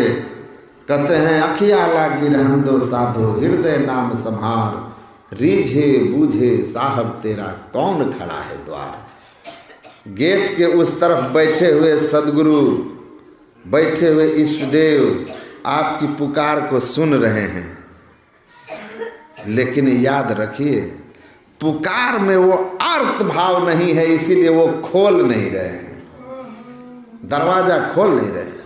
जिस दिन आपकी पुकार में वो अर्थ भाव आएगा, जिस भाव से गुरु प्रसन्न होते हैं, उस दिन देखिएगा कि आंख बंद किया और जैसे मंत्र जप किया, आपके इष्ट आपके सामने प्रत्यक्ष होंगे, प्रत्यक्ष होंगे।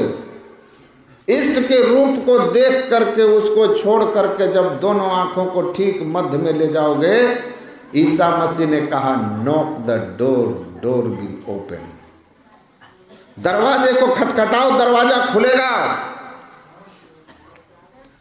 बट दरवाजा खटखटाने की जो युक्ति है ना, वो आपको सही से आनी चाहिए।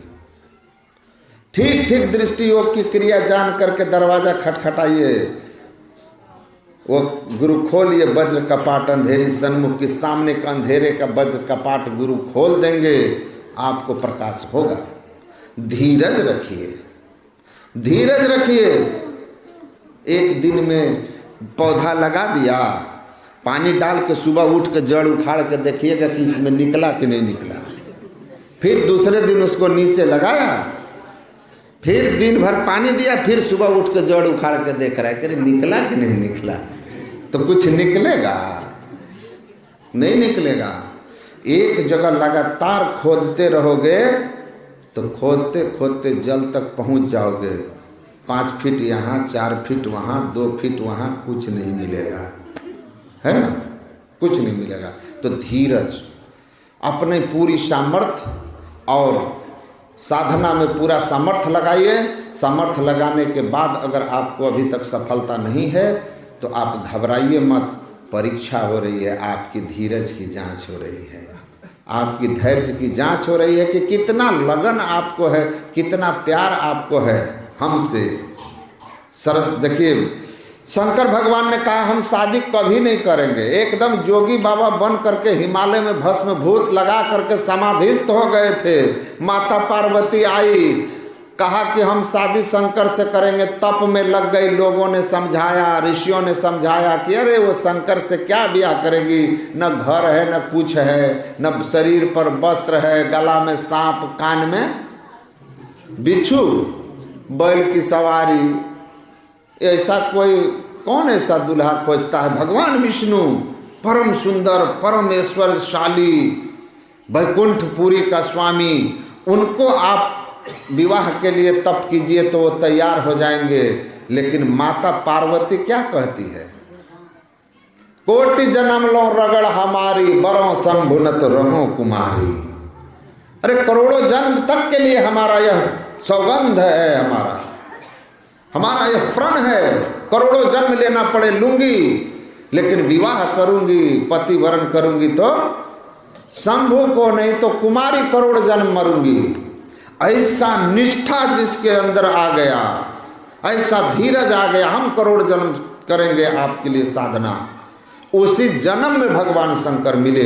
जिस दिन आपके अंदर ऐसा धीरज आ जाएगा, कुछ भी हो जाए हम साधना में, लेकिन हम करेंगे, बैठेंगे, नियम से करेंगे, 100 जन्म लगे, उसी जन्म में अनुभव होने लगेगा। ऐसी दृढ़ता होनी चाहिए। अति अटल श्रद्धा प्रेम से गुरु भक्ति करनी चाहिए। अति अटल, अटल का अर्थ ही होता है जो टले नहीं, और उसमें लगा दिया उपसर्ग विशेषण। कौन सा विशेषण? अति। अटल में भी अति। जिस दिन अति अटल हो गया वही जन्म अंतिम जन्म आपका भगवान मिलेंगे, गुरु की कृपा होगी।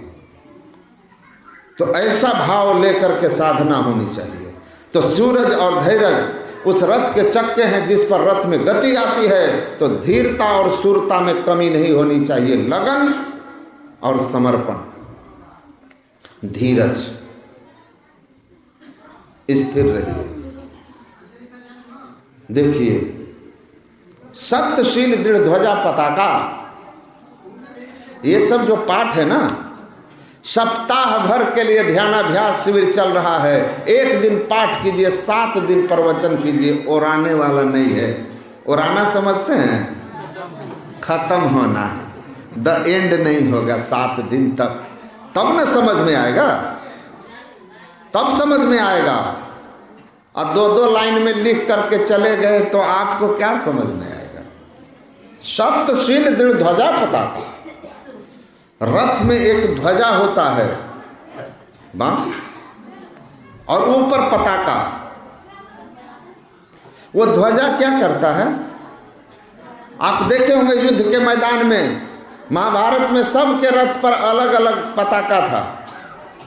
वो कहता था पितामह के ध्वज के पास ले चलो, पितामह का ध्वज रहा, ले चलो मेरा रथ उसके सामने।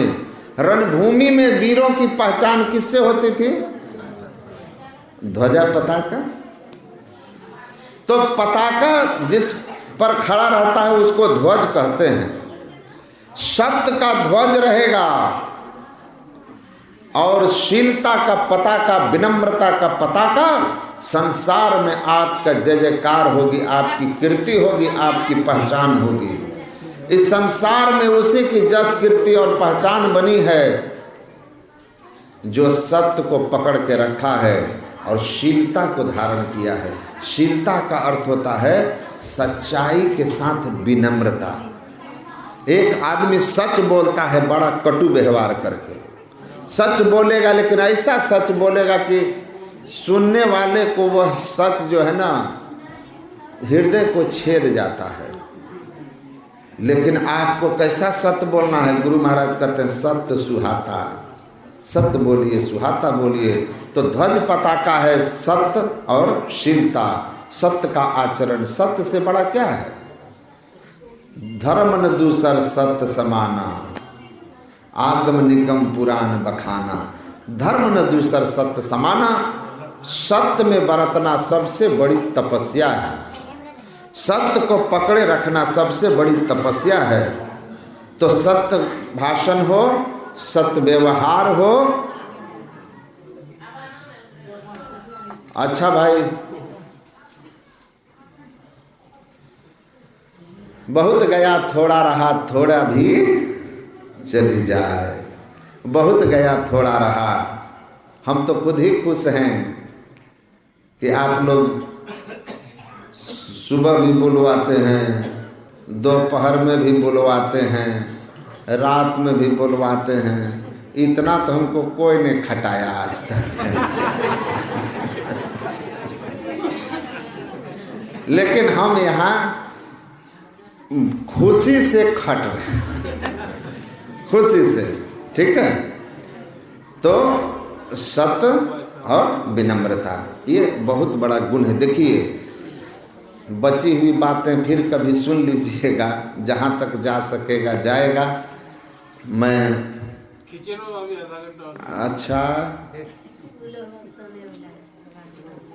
अच्छा सुनिए ना, देखिए शीलता जो है ना, विनम्रता, ये बड़ी शक्ति है। विनम्रता में बड़ी ताकत होती है। लोग कहते हैं ना, विनम्र है तो कमजोर नहीं है। विनम्र आदमी बड़ी ताकतवर होता है। अब विनम्रता अपने आप में ऐसा हथियार है कि उस हथियार का कोई काट नहीं निकाल सकता है। कोई काट नहीं निकाल पाएगा विनम्र आदमी का। एक बार सागर ने नदियों से कहा कि तुम एक से एक वृक्ष को उखाड़ उखाड़ कर बहा कर ले आती हो, कभी बेंत को नहीं उखाड़ के ले आई। तो नदियों ने कहा हम क्या करें, कैसे उखाड़े। जैसे हम धारा के साथ आते हैं, वे बेंत हमारे सामने छाती तान के और पेड़ों की तरह खड़े होने के बजाय जमीन पर लेट करके हमको कहते हैं आइए आप ऊपर से निकल जाइए। ऐसे भले वृक्षों का भला जड़ कौन उखाड़ कर अपराध करे, कौन उखाड़े। गुरु नानक देव जी इसीलिए कहे कि विनम्रता नानक नन्हा होई रहो। विनयी आदमी क्या होता है, अच्छा भाई आप ही बड़े हैं, खुश। नानक नन्हा होई रहो, जैसे नन्ही दूब छोटी छोटी घास।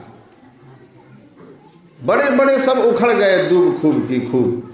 कैसे भी आंधी इस दुनिया में आए, कभी दूब को जड़ से उखाड़ सका, उखाड़ ही नहीं सकता। वो कहता हम पहले ही पैर के नीचे रहने के लिए तैयार है, क्या जरूरी है हमको उखाड़ोगे तुम। विनम्रता सबसे बड़ा गुण है। शीलवांत सबसे धनी, सब रत्नन की खान, तीन लोक की संपदा रही शील में आन। सत्यशील दृढ़ ध्वजा पताका। शीलता हमारी पहचान बनती है दुनिया में।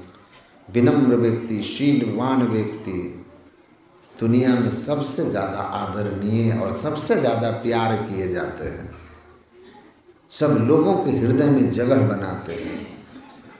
ऐसा हमारे रथ, धर्म रथ जो है ना, जिसमें शूरता और धीरता के चक्के हैं, उसमें सत्य का ध्वजा। सत्य पर ही तो सब खड़ा होगा, असत्य पर तो धरधरा के सब रिश्ते नाते संबंध साधना सब असत्य पर खत्म। एक झूठ बोला, एक कथा है, एक झूठ बोलते हैं। एक राजा हैं जिनके पास ऋषि और सुर असुरों के बीच में विवाद होता है। यज्ञ में अजबली का वर्णन आता है, जहां अजबली महाभारत का प्रसंग है। अजबली का क्या अर्थ होगा, यह प्रसंग, ये विवाद होता है।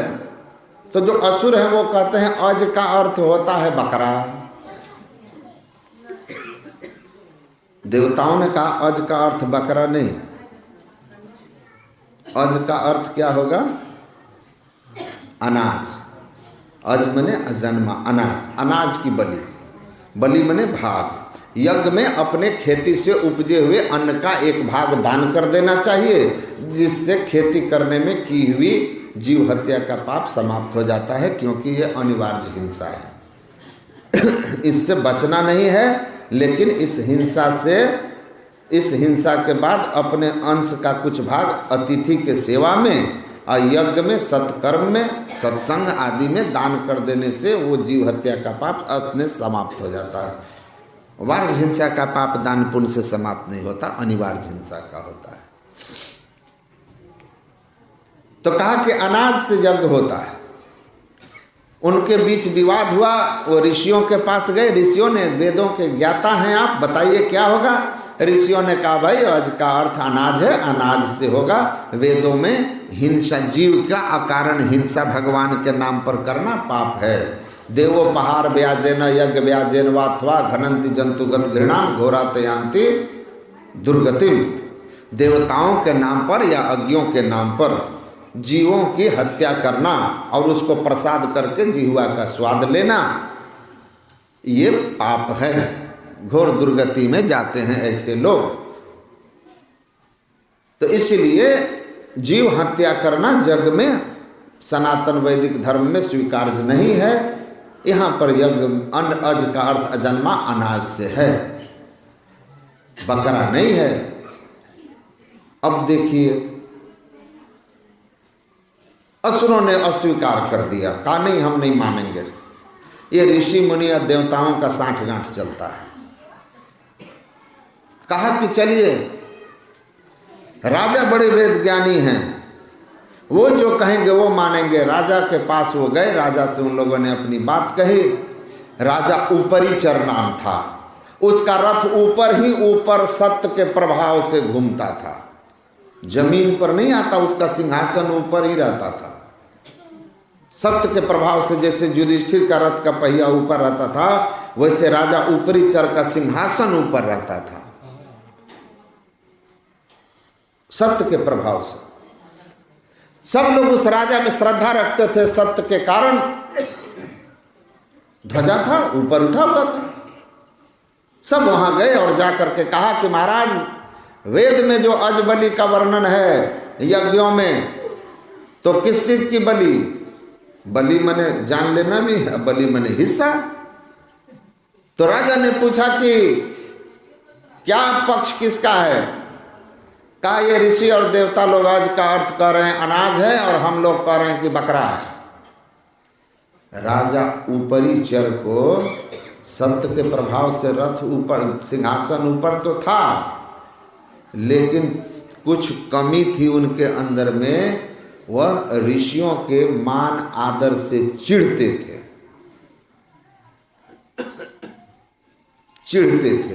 कि ये ऋषि मुनि जो लोग हैं ना, ये हमारे ही दान पर पलते हैं, लेकिन प्रजा इनका सम्मान हमसे ज्यादा करती है। राजा से ज्यादा मान किसका? साधु संतों का। इस बात से वो चिढ़ते थे कि इनको इतना आदर क्यों। अब देखिए, हाथी चलता है, कुत्ता भौंकता है। हाथी कुत्ता का कुछ बिगाड़ा है, लेकिन कुत्ता भौंकता है। हाथी चुपचाप चला जा रहा है, कभी मुड़ के देखता भी नहीं है। एक बार किसी ने पूछा कुत्ते से, अरे कुत्ता, हाथी तो अपना राह चल रहा था, तो तुम क्यों भौंक रहा? तुम्हारा हिस्सा भी नहीं खा रहा, तुमको मारने भी नहीं दौड़ रहा, तो तुम क्यों उसके भौंकते हो पीछे से? कहा कि भले हाथी मेरा हिस्सा न खाए, भले हाथी हमको मारने न दौड़े, लेकिन हाथी के आगे जो गणेश समझ के लोग हाथ जोड़ के खड़े रहते हैं, हाथी को मिलने वाला इतना इज्जत से हमको ईर्ष्या होती है, हम इसलिए भौंकते हैं। भौंकते हैं कि तुम इसको इतना इज्जत क्यों करते हो? तो इज्जत, प्रतिष्ठा, उनके सम्मान से हमको ईर्ष्या होती है, तो हम भौंकते हैं। राजा ऊपरी चर को लगा कि इनको अपमानित करने का सही समय है। उसने कहा कि यहां औज का अर्थ होगा बकरा। जैसे औज का अर्थ बकरा कहा, राजा ऊपरी चर का सिंहासन जो था धड़धड़ा के रसातल चला गया, रसातल चला गया। आप सोचिए, एक झूठ नरोहतो कुंजरो बोलने वाला युधिष्ठिर का रथ था, धरती से एक बित्ता ऊपर चल रहा था, धरती पर आ गया। राजा ऊपरी चर का एक झूठ उसके रथ को रसातल पहुंच, उसके सिंहासन को रसातल पहुंचा दिया।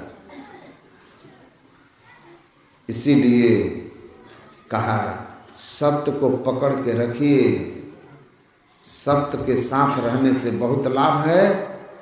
शीलता का व्यवहार, विनम्रता का व्यवहार, विनयी बन के रहिए। सत्यशील दृढ़ ध्वजा पताका,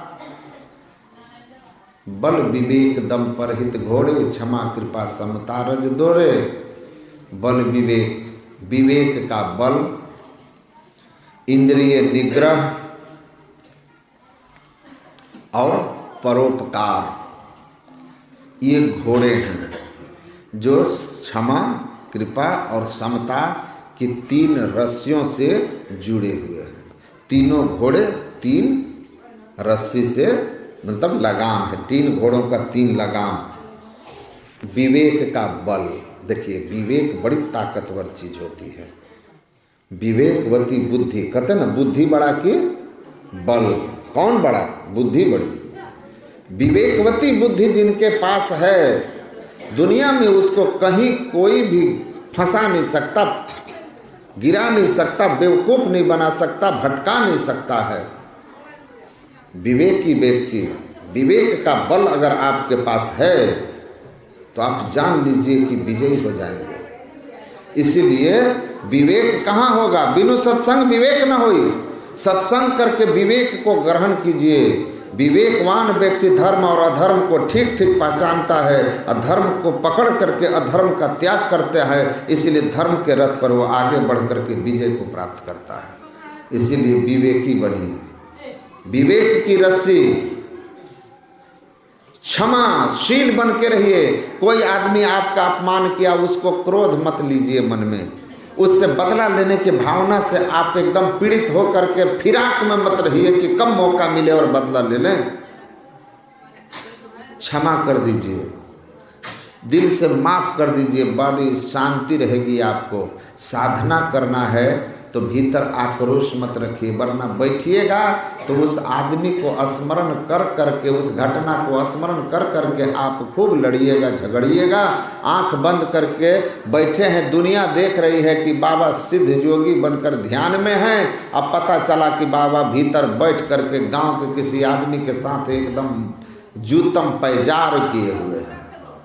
तो संसार तो देखा कि ध्यान में है तो कहेगा बड़े महान हैं, लेकिन भगवान जो हैं भीतर बैठे हुए हैं, वो देख रहे हैं कि तुम बैठा था मेरा नाम लेने के लिए। गुरु महाराज देख रहे हैं कि तुम बैठा था हमारा ध्यान करने के लिए, भजन करने के लिए। अब मार जूता पैजार किए हुए हो तो मिलेगा क्या? खाक, कमाया तो कुछ नहीं, तो क्या मिलेगा? तो एकदम एकाग्रचित्त हो करके बैठिए साधना में। क्षमा कीजिए, कोई कुछ कहा छोटा है क्षमा कर दो, बड़े का अपराध मत देखो। जहाँ तक हो सके नजरअंदाज करके चलो, क्षमाशील होकर। और परोपकार, भगवान कृष्ण ने कहा ते प्राप्नुवन्ति मामेव सर्वभूतिते रताः, वही मुझे प्राप्त करने वाला है। मेरी कृपा का पात्र वही हो सकता है जो परोपकारी हो। अब भगवान कृष्ण ने भी कहा, ये भगवान राम भी कहते हैं, परहित सरिस धर्म नहीं भाई, पर पीड़ा सब नहीं अधमाई। निर्णय सकल पुराण वेद कर कहीं तात जाने कोविद। सबसे बड़ा धर्म है परहित, परोपकार, दूसरे का भला करना। ना वह रिझे जप तप किन्हे, ना धोती के ना काया को पखारे। ना वह रिझे धोती टांगे, ना आत्म को जारे। किससे रीझते हैं वो? कैसा हृदय होना चाहिए? दया करे, धर्म मन राखे, जग से रहे उदासी। अपना सा दुख सबका जाने, ताहि मिले अविनाशी। दूसरों के दुख को अपने दुख जैसा समझो और कोशिश करो कि हम दूसरों का भला करें। जिस रास्ते को संत महात्मा दिखाए उसी रास्ते पर चलकर सभी सुखी होते हैं। जही मार्ग श्रुति साध लखाया तेही मग चलत सबे सुख पाया। अगर आप ऐसे हैं कि किसी की गलती को क्षमा कर देते हैं, विवेक से आप निर्णय करते हैं कि क्या सही क्या गलत है, विवेक पर चलते हैं, अंधी भक्ति नहीं है, आंख बंद नहीं करके किसी की बात को मानते हैं बल्कि अपने विवेक का उपयोग करते हैं और दूसरों का भला करने के भावना में रहते हैं और भगवान के दी हुई सामर्थ्यानुसार दूसरे का हित करते हैं। इन 3 रस्सियों के साथ अगर हैं तो आप निश्चित जान लीजिए, क्षमा, कृपा, समता। क्षमा मतलब कृपा, क्षमा। समता का अर्थ होता है सबके साथ समान व्यवहार, सबके साथ समान व्यवहार। समान व्यवहार का मतलब क्या? समभाव। समता का अर्थ होता है समभाव में रहना, ऊंच नीच का भेदभाव नहीं करना। बड़ी खराब बीमारी है। मनुष्य के बीच जो भेदभाव रखता है, किस बात को लेकर? नीच ऊंच का, छुआछूत का, वह भगवान की बनाई हुई ही अनमोल कृति का अपमान करता है। भगवान कहे ना कि मनुष्य शरीर बड़े भाग से मिलता है। अगर आपका जाति को ऊंच नीच लेकर के मन में दुर्भावना है तो आप जानिए भगवान के प्रति आप अपराध कर रहे हैं और ईश्वर के अपराधी हैं आप। आपका कभी भला नहीं होगा।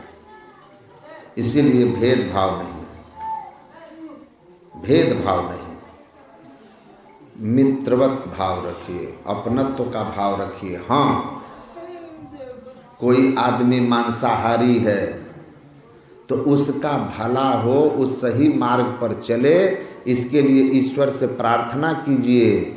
अवश्य अपने धर्म की रक्षा के लिए, अपने पवित्रता की रक्षा के लिए आप उनसे अलग हैं, लेकिन उनके प्रति छोटा या घृणा का भाव मत लाइए।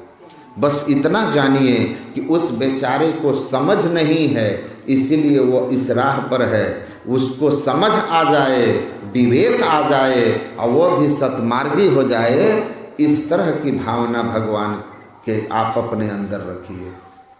कोई व्यक्ति, हमें कई लोग मिलते हैं, आके कहते हैं फलाना आदमी जो है ना, वो बोलता है हम सत्संग को नहीं मानते। हम बोले इसमें क्या बुरा है, इसमें तो कौन बड़ी बात है। उसको समझ में नहीं है सत्संग की महिमा, इसलिए नहीं मानता। जब तक हमको खुद नहीं था हम खुद नहीं मानते थे। हमको जब सत्संग की महिमा समझ में आ गई, हम सत्संगी बन गए, सत्संगी बन गए। तो आप उसके प्रति आक्रोश या उसको बुरा आदमी मत समझिए। बस ये समझिए कि उसको ज्ञान नहीं मिला है, उसको किसी ने समझाया नहीं, समझने का अवसर नहीं आया, पूर्व जन्म का पुण्य नहीं है, या अभी तक ईश्वर की कृपा नहीं हुई है। पर आदमी सब ठीक है, अपना दृष्टिकोण है। हमसे जरूरी नहीं कि हर आदमी सहमत हो, और जो हमसे सहमत नहीं है इसका मतलब वो बुरा आदमी थोड़ी ना हो जाता है।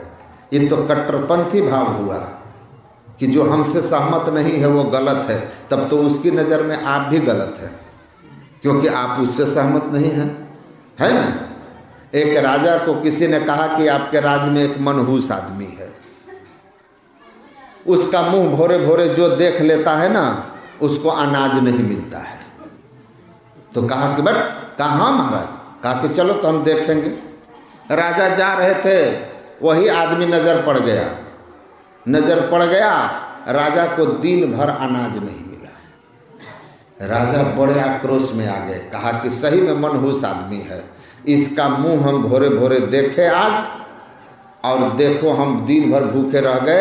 ऐसा मनहूस राज्य में रहेगा तो कितना आदमी को रोज दिखाई देगा और भूखे रखेगा। ये मनहूस को फांसी पर लटका दो, लटका दो फांसी पर। उसको फांसी पर लटकाने गया तो वो हंसने लगा। कहा कि क्यों हंस रहे हो? कहा मैं सोच रहा हूँ कि सुबह सुबह कौन सा मनहूस आदमी का जो मुंह देखे राजा। कि हमको फांसी हो रही है। आप तो समझे कि नहीं समझे? राजा को कहा आप मेरा मुंह देखे तो हम मनहूस कि आपको भोजन नहीं मिला, और हम भोरे भोरे आपका मुंह देखे आप कैसा मनहूस कि हमारा प्राण ही जा रहा है। बताइए कौन बड़ा मनहूस राजा? मैं ये सोच के हंस रहा हूं कि छोटा मनहूस को फांसी बड़ा मनहूस दे रहा है। तब राजा को समझ में आया, कह रही है तो ठीक है कर रहा है कि आज बेचारा पहली बार भोरे हमको देखा और प्राणे जा रहा है इसका। तो कहा उतर भाई उतर, न हम मनहूस न तुम मनहूस, सब ऊपर वाले की मर्जी है, माफ करो। तो आप अपने दृष्टि से सोच रहे हैं कि हमको भोजन नहीं मिला, मनहूस है। वो आपकी दृष्टि से सोच रहा है। हम एक दिन कार से जा रहे हैं, बिल्ली भाग गई। एक आदमी बोला बिल्ली रास्ता काट दिया, जतरा खराब हो गया। हम बोले बिल्ली भी सोच रही है कैसा मनहूस को देख लिया, हमारा भी जतरा खराब हो गया।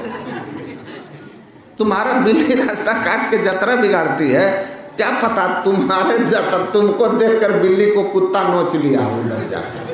अब वो कह रही हो कि कैसा मनहूस को कार में जाते देखे हमको आज कुत्ता नोच लिया। तो क्यों इन दकियानुसी विचारों में फंसे हुए रहते हो और तुरंत किसी के लिए निर्णय कर लेते हो? याद रखना, डोंट ट्राई टू जज others otherwise you will be judged. Isa Masih की वाणी है, दूसरों के बारे में तुरंत अच्छे बुरे का निर्णय मत करना, वरना वो तो बाद में तय होगा कि अच्छा है या बुरा है। तुम स्वयं निर्णित हो जाओगे कि तुम अच्छे हो कि बुरे हो। तुम्हारा भी निर्णय उसी क्षण हो जाएगा कि अच्छे हो कि बुरे हो। उजली धोती चश्मा काला पहन के कहीं तुम उजली धोती को काला तो नहीं कह रहे हो? ये दोष कहीं तुम्हारे चश्मे का तो नहीं है? लोग देखेंगे भाई धोती तो सफेद है, ये आदमी क्यों काला कह रहा है? अरे ये खुद काली आंख वाला है ना? तो तुरंत किसी व्यक्ति के बारे में निर्णय मत कर लेना कि अच्छा या बुरा है। आंखों से देखी हुई भी बातों पर भरोसा नहीं करना चाहिए। क्या रेलवे लाइन को देखते हैं तो दूर जाकर वो मिला हुआ नहीं दिखाई देता है? कभी देखे रेल की दो पटरियों को खड़ा होकर के देखना, कभी मौका मिले तो लगेगा कि दोनों पटरियां सट गई है। गर्मी के दिन में सड़क पर देखते हैं लगता है आगे पानी है। बस में बैठ जाइएगा केबिन में और देखिएगा गर्मी खूब, दोपहर में देखिएगा लगेगा रोड भीजा हुआ है, जब जाइएगा तो रोड नहीं भीजा हुआ है। ये आँख ही तो बताई थी कि रोड भींगा हुआ है। ये आँख ही तो कह रही है कि दोनों सट गई है। और एक छोटा सा बात बताओ, आप एक गमला में पानी रख दिए हो, बीच में पानी पड़ा हुआ है, पानी बीच गमले में है, नॉर्मल टेम्परेचर पर है, नल चलाया, अभी मोटर चलाया, पानी निकाल लिया, 18-20 डिग्री का टेम्परेचर पर वो पानी है। आपके ये दोनों हाथ हैं, आपने अपने दाहिने हाथ को 4-5 डिग्री टेम्परेचर फ्रिज का पानी निकाल करके दाहिना हाथ को फ्रिज के पानी में डाल दिया। अब बायां हाथ को 50-60 डिग्री के टेम्परेचर पर जितना हाथ सह सके उतना गर्म पानी में डाले हो। दोनों हाथ आपके हैं ना? आप बताइए कि जो पानी फ्रिज वाला, जो हाथ फ्रिज वाला पानी में रखा हुआ था, उस हाथ को निकालिए और ले जा करके डाल दीजिए 20 डिग्री सेंटीग्रेड वाले पानी में, तो वो पानी कैसा लगेगा? ठंडा से निकलेगा तो गर्म लगेगा। नॉर्मल पानी गर्म लगेगा जब आप फ्रिज के बर्फ को छू करके यहाँ छुएंगे या ठंडा पानी को छू करके हाथ डालेंगे। और जब गर्म पानी को छू करके समान तापमान वाला पानी को छुएंगे तो ये हाथ क्या कहेगा? पानी ठंडा है। पानी ठंडा है कि गर्म? बायां का मानिएगा कि दायां का? बोलिए। दाहिना हाथ भी आपका कह रहा है पानी ठंडा है, गर्म है। बायां हाथ गर्म पानी से आया, वो कह रहा है कि ठंडा है। पानी ठंडा है कि गर्म है? पानी नॉर्मल है। ये दोनों हाथ जैसे कहा ये दाहिना हाथ की पानी गर्म है, तो पानी तो नॉर्मल है। पानी के बारे में बाद में निर्णय होगा कि ये ठंडा है कि गर्म है, लेकिन बताने वाले हाथ का निर्णय हो गया कि ये बाबू ठंडा प्रदेश से आया है, ठंडा जल को छुआ है, इसलिए इसका निर्णय हो गया ना। इसका निर्णय बाद में होगा। अब बायां हाथ आया और कह रहा है को पानी तो एकदम ठंडा है, तो इसका भी निर्णय हो गया कि तुम गर्म पानी में से आए हो। तो हमारी इंद्रियां जो निर्णय सुनाए, आंख कान नाक जीभ, उस पर भरोसा मत करना। ये परिस्थितियां बस भीतर के अपने भावों के अनुसार अर्थ बता रही होती हैं। इसीलिए कभी कोई आपके विचारों से सहमत ना हो तो उसको तुरंत गलत मत साबित करना, क्योंकि उसकी नज़र में तुम भी गलत हो गए, है ना। तो आप बस इतना ही जानिए कि जो आपसे सहमत नहीं है या जो सत्संग या अन्य चीज़ों को लेकर के किसी तरह का टीका टिप्पणी या सत्संग के लिए चंदा करने जाते हैं, सत्संग के लिए कुछ करने जाते हैं, किसी धर्म के काम में जाते हैं, कोई टीका टिप्पणी करता हो तो उसके प्रति आक्रोश मन में नहीं रखिए, ना ही उसको बुरा आदमी समझिए। इतने जानिए कि ईश्वर की कृपा नहीं हुई, इसीलिए सत्संग की महिमा को नहीं जानता है। प्रार्थना कीजिए कि इसकी सद्बुद्धि हो जाए और सतपथ पर ये चल पड़े। आपके भीतर आक्रोश भी नहीं होगा और गुरु का काम करके गुरु के कृपा पात्र भी आप हो जाइएगा। इसको स्मरण रखिएगा। तो इस संसार में रहना है, असहमति के बीच सहमति बना करके चलना होगा। और जब ज्ञान होगा तो वही आदमी जो आपको कह रहा था कुछ से कुछ, कल वही आदमी आपका बड़ा बड़ाई करने वाला होगा। तो हम लोग सत्संग, ध्यान, अच्छा काम, सबसे बढ़िया यज्ञ है ज्ञान यज्ञ, सबसे श्रेष्ठ यज्ञ है ज्ञान यज्ञ। इस ज्ञान यज्ञ में सम्मिलित होएं, सहयोग करें और साथ ही साथ ज्ञान यज्ञ के साथ साथ ध्यान यज्ञ जीवन का कल्याण का मार्ग है। आगे इस भजन सारथी सुजाना, कवच अभेद विप्र गुरु पूजा, यही सब विजय उपाय न दूजा कह करके उन्होंने कहा परमात्मा की भक्ति सारथी है और गुरु का पूजा ही वो कवच है जिसको कोई भेद नहीं सकता। सबसे बड़ा रक्षा कवच क्या है? गुरु की पूजा। अब आपके जीवन में गुरु आ गए, है ना। कल भी मैं कहा था कि सबसे बड़ा रक्षा कवच तो गुरु मंत्र है। जब गुरु मंत्र मिल गया, गुरु मुख हो गए, तो किसी रक्षा कवच के लिए अब और आपकी जरूरत नहीं है। गुरु की महिमा को जानिए और गुरु की पूजा करते रहिए।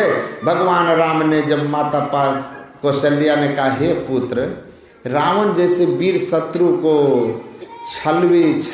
छलिया मायावी शत्रु को तुम इतने सुकोमल शरीर वाले कैसे मार दिए? तो भगवान राम गुरु की महिमा सुनाकर कहते, हे माँ, तुम ठीक कह रही हो, मैं कहाँ मारने में सक्षम था, लेकिन गुरु वशिष्ठ कुल पूज्य हमारे, तिनकी कृपा दनुचरण मारे। मैं तो गुरु वशिष्ठ की कृपा का कवच पहने हुए था और इस कृपा के कवच को रावण नहीं भेद सका, मैं उसको मार गिराया गुरु की कृपा से। तो गुरु की कृपा हो जाएगी, सब हो जाएगा। तो ऐसे जिनके रथ में इस तरह के गुण हों, उनको कोई संसार में नहीं जीत सकता। बस इतना याद रखिएगा, संसार में सबसे मिल करके रहिए, विनयी बन के रहिए, सत्य का आचरण कीजिए, अपने अंदर में धीरज धारण कीजिए, जितना हो सके दूसरों का भला कीजिए और सत्संग करते रहिए। विवेक का बल बढ़ा रहेगा। गुरु रूपी कवच को पकड़ के रखिए, भक्ति करते रहिए। आपको कोई माया पराजित नहीं कर सकेगी। एक दिन आप जो है सदगुरु की सेवा करे, पावे परवाना हो, कहे कबीर धर्मदास से ते काल डराना हो। एक दिन काल आपसे डरेगा, आप इतने सामर्थ्यवान हो जाइएगा। माया को जीत चला भवसागर सोई, सूरा मर्दाना हो। भवसागर को जीत करके सच्चा सूर मर्दाना आप बन जाइएगा। तो हमारा आचरण पवित्र हो, शुद्ध हो, हमारे विचार व्यवहार शुद्ध पवित्र हो, हमारी बोली में सच्चाई और विनम्रता हो, जीवन परोपकार का हो, भक्तिमय हो। ऐसा जीवन इस धरती पर भी आदरणीय पूजनीय बनाता है, जीवन में सुख शांति आनंद लाता है। अब परमार्थ भी हमारा सत्ता है। इससे बड़ा श्रेष्ठ मनुष्य कोई नहीं हो सकता जो ऐसे धर्मरथ को अपने जीवन में धारण किया है। मैं आप सब लोगों के ध्यान यज्ञ की सफलता हो, आप सबका जीवन ऐसे ही धर्मरथ का जीवन बने। आप सब ऐसे धर्म रथ पर सवार हों। गुरु महाराज की कृपा से आप लोगों का आध्यात्मिक भौतिक सब उन्नति हो।